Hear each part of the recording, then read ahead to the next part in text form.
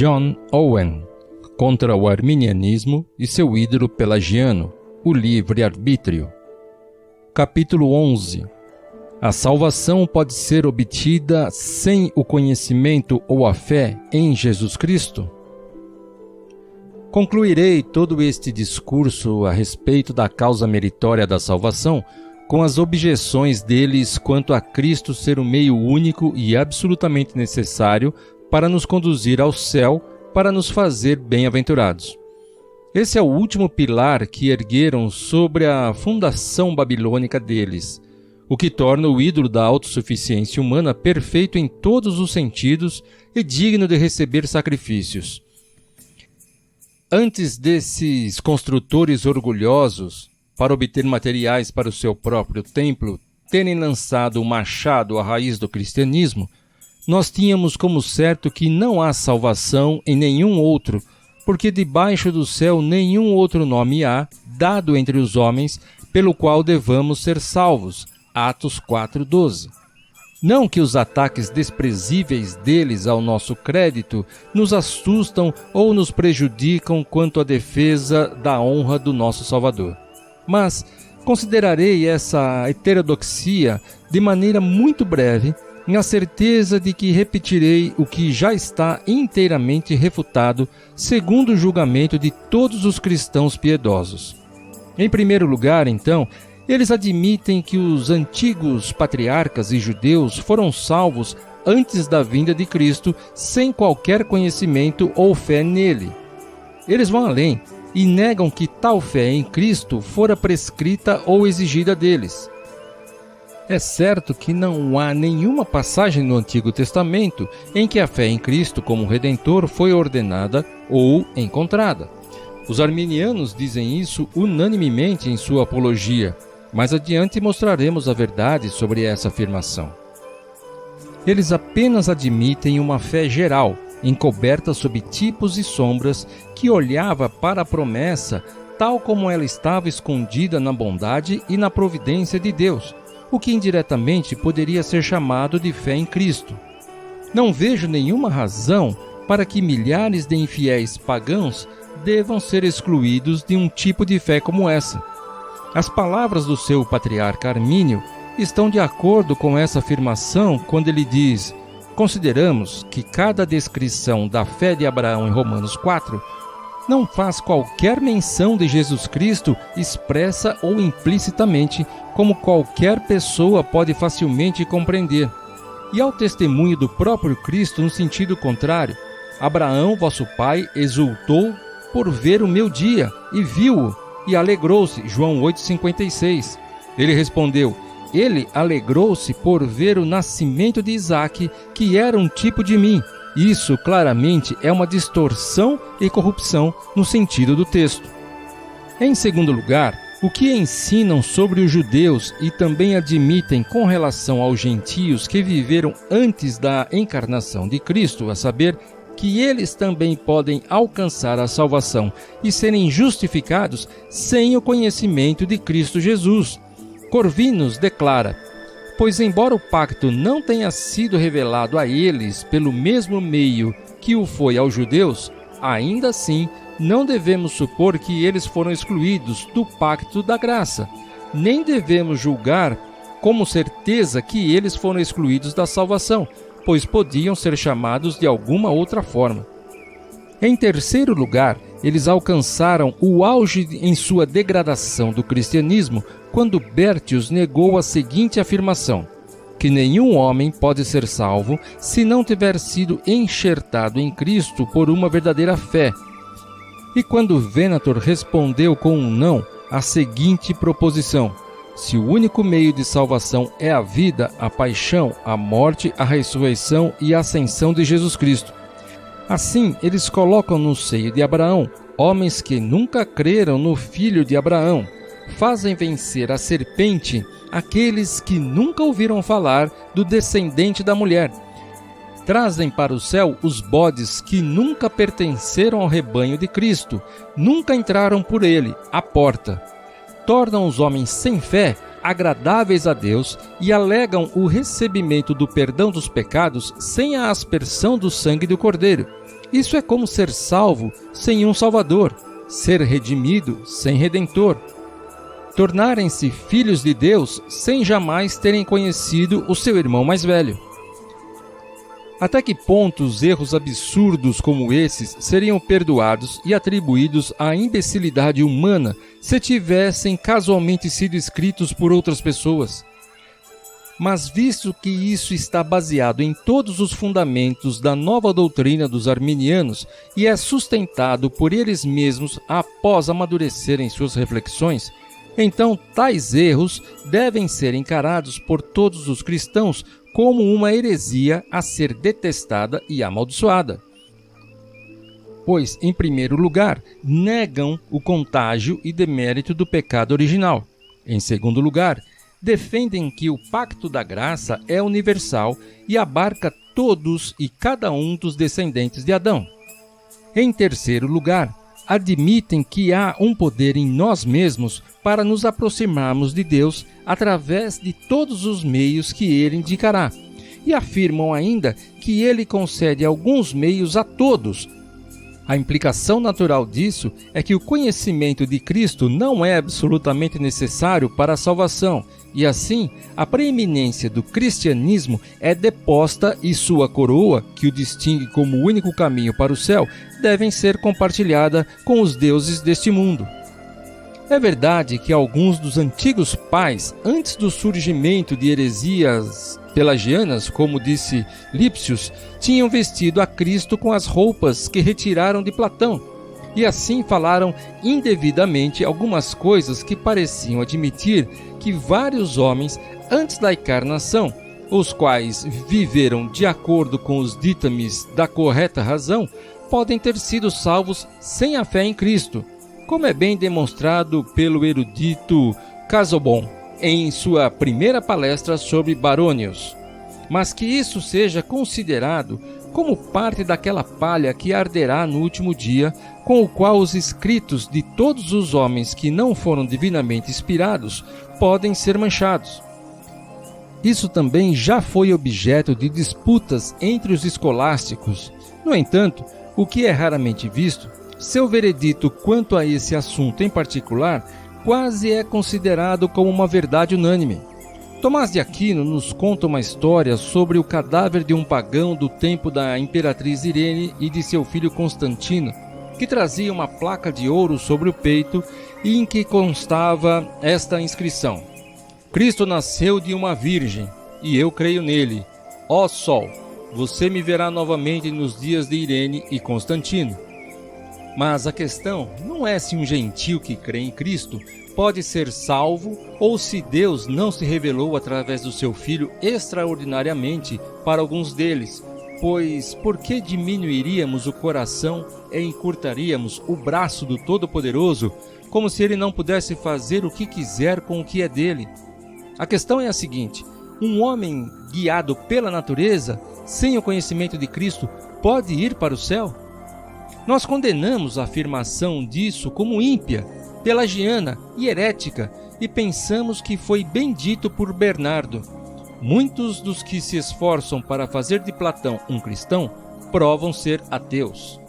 E se olharmos para os diversos ramos dessa nova doutrina arminiana, os quais depreciam o precioso valor e a necessidade da fé em Cristo, veremos que eles foram decepados pela espada de dois gumes da palavra de Deus, pelos seguintes motivos. Em primeiro lugar, por negarem que os patriarcas e os judeus obtiveram fé, como nós nele. Isso é refutado.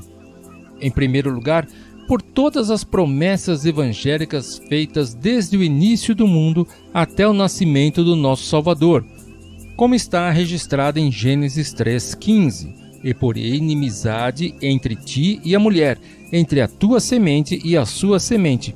Esta te ferirá a cabeça. Junto com inúmeras outras passagens a respeito de sua vida, seu ofício e a redenção de seu povo, pois certamente eles foram compelidos a crer nas promessas de Deus. Em segundo lugar, por aquelas muitas expressões claras a respeito de sua morte e de sua paixão e de seu sofrimento por nós, como podemos ver em Gênesis 3,15, Isaías 53, 6 a 10, Isaías 63, 1 a 3 e Daniel 9, 26. Todavia, o que mais precisamos considerar? Nosso Salvador ensinou aos seus discípulos que todos os profetas, desde Moisés, falaram a respeito dele e que a única razão pela qual alguns não creram imediatamente em sua paixão e em sua ressurreição foi porque não creram nos profetas. Lucas 24, 25 a 26. Essas passagens mostram claramente que os profetas exigiam fé na morte e na paixão de Cristo. Em terceiro lugar, pela fé explícita de muitos judeus, como a do velho Simeão, Lucas 2,34, da mulher samaritana, que procurava por um Messias, e não como um rei terreno, mas como aquele que lhe anunciaria tudo, que lhes resgataria do pecado e lhes anunciaria todas as coisas, como Cristo fez na ocasião em que falou com ela sobre adoração a Deus, João 4,25. Em quarto lugar, pelo testemunho expresso do próprio Cristo. Ele disse em João 8,56, Abraão exultou por ver o meu dia, e viu e alegrou-se. Nas Escrituras, quando Cristo fala de sua hora, ele se refere principalmente à sua paixão. E Abraão certamente creu naquilo que viu, ou então, o pai dos crentes não teria sido diferente de Tomé, o mais incrédulo de seus filhos. Em quinto lugar, por passagens como estas e semelhantes encontradas por toda a Escritura, Cristo é um cordeiro que foi morto desde a fundação do mundo, Apocalipse 13, 8. Morto nas promessas, morto na consideração de Deus e na fé dos crentes. Ele é o mesmo ontem e hoje e para sempre, Hebreus 13, 8, tanto sob a lei como sob o Evangelho. E nenhum outro nome há, além do nome de Cristo, dado entre os homens, pelo qual devamos ser salvos. Atos 4,12.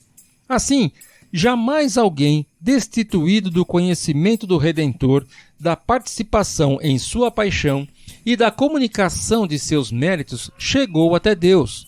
Nenhum homem jamais foi até o Pai, senão por ele.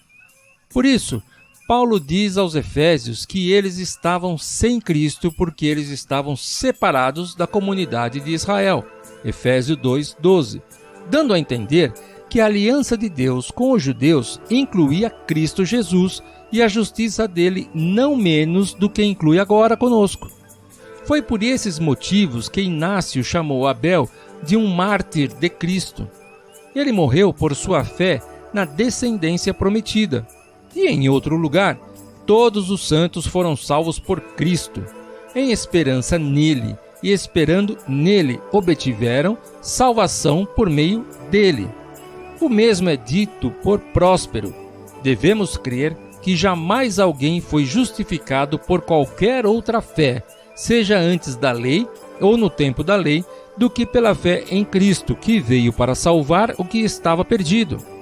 De onde Eusébio afirma que todos os antigos patriarcas podem propriamente ser chamados de cristãos. Todos comeram do mesmo alimento espiritual e todos beberam da mesma bebida espiritual, da mesma rocha que os seguia, e a rocha era Cristo. Em segundo lugar, se o antigo povo de Deus, não obstante diversas outras revelações especiais de sua vontade e instruções celestiais, não obteve a salvação sem a fé em Cristo, muito menos podemos admitir que essa felicidade foi obtida sem ele por aqueles que também foram privados daqueles outros auxílios. Assim, apesar de confessarmos que os pobres esforços naturais dos pagãos não ficaram sem recompensa, pois foram recompensados positivamente nesta vida através da prosperidade exterior e da tranquilidade interior da mente, à medida que nem todos eles estavam perplexos e perturbados com fúria, como Nero e Calígula, ou foram recompensados negativamente na vida futura, através da diminuição dos graus de seus tormentos. Eles serão castigados com menos açoites. Contudo, negamos absolutamente que a Escritura revela a existência de qualquer misericórdia salvífica de Deus para com eles, que a Escritura nos dê menor insinuação de que eles alcançaram a bem-aventurança eterna, pois não consideram a corrupção e a incapacidade universal da natureza para fazer tudo o que é bom. Sem Cristo, nada podemos fazer, João 15:5. Nem ainda a pecaminosidade de suas melhores obras e ações. O sacrifício dos ímpios é abominável ao Senhor, mas a oração dos retos é o seu contentamento, Provérbios 15:8. Árvores más não produzem bons frutos.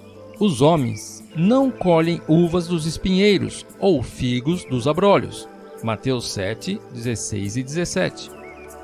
A palavra de Deus é clara ao dizer que, sem fé, é impossível agradar a Deus, Hebreus 11:6. Quem não crer será condenado, Marcos 16:16. Nenhuma nação ou pessoa pode ser abençoada se não for da descendência de Abraão, Gênesis 12:3. E a bênção de Abraão chega aos gentios apenas por Jesus Cristo, Gálatas 3:14. Ele é o caminho, a verdade e a vida, João 14:6. Ninguém vem ao Pai senão por ele, pois Cristo é a porta pela qual aqueles que não entram ficam de fora, com os cães e idólatras, Apocalipse 22:15. De modo que ninguém pode por outro fundamento, além do que já está posto, o qual é Jesus Cristo, 1 Coríntios 3:11. Em suma, compare essas duas passagens de Paulo, Romanos 8:30, onde ele mostra que ninguém é glorificado além daqueles que são chamados, e Romanos 10:14 e 15, onde ele declara que todo chamado é feito através da instrumentalidade da pregação da palavra do Evangelho. Então, ficará evidente que a salvação não é possível para aqueles sobre quem o Senhor até agora tem derramado sua indignação ao privá-lo do conhecimento do único meio de salvação já citado, Cristo Jesus. E para aqueles que pensam de outra maneira, eu faço apenas este alerta necessário: que tenham cuidado para que, enquanto se esforçam para inventar novos caminhos para o céu para os outros, não venham a perder o verdadeiro caminho para eles mesmos. Somente a Escritura. E ele lhes disse: ó nécios e tardos de coração para crer tudo o que os profetas disseram. Porventura, não convinha que o Cristo padecesse essas coisas e entrasse na sua glória? Lucas 24:24 a 26. Livre arbítrio.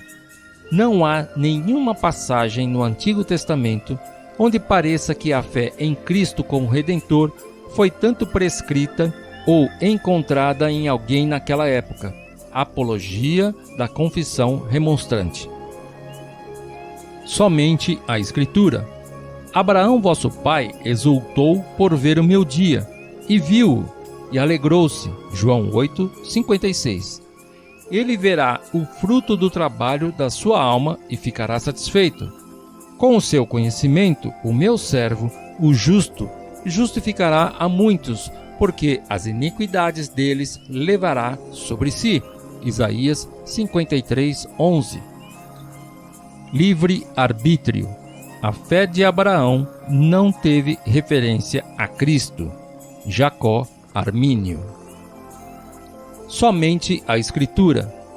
Que naquele tempo estáveis sem Cristo, separados da comunidade de Israel, e estranhos às alianças da promessa, não tendo esperança, e sem Deus no mundo. Efésios 2:12. Livre arbítrio.